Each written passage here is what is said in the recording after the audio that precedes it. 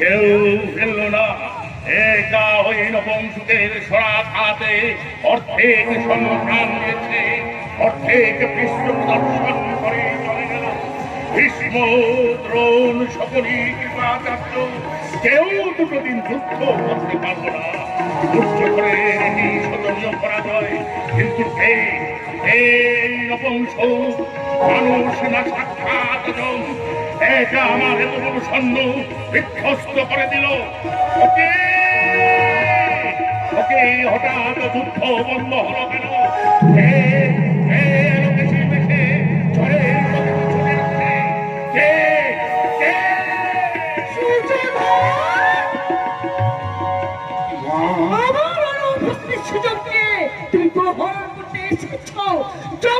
কোনো রাজাকে কল্পনা করতে পারিনি তুমি সেই কৃত্য কাজ করতে হাত বাড়িয়েছ। মহামান্য বিশ্বদেব আচার্য দ্রোণকে পর্যন্ত তুমি চোর সাজিয়েছ। আমার ছেলে চোর। ওরে মূর্খ, ওরে নরকের কীট, পৃথিবীর উপর দিয়ে তুমি অনেক অনাচার ঢেউ বয়ে দিয়েছ।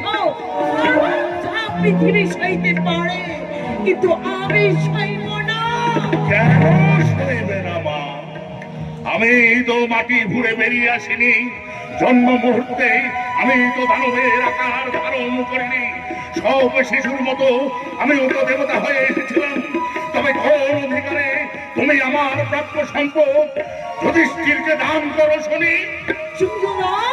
মায়ের দুঃখে তো সন্তান মায়ের প্রকৃতি অর্জন করে মা।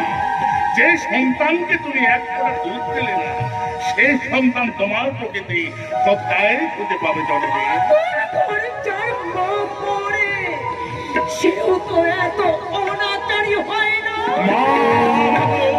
নিজের সম্পদ জনকে দেওয়া যায়,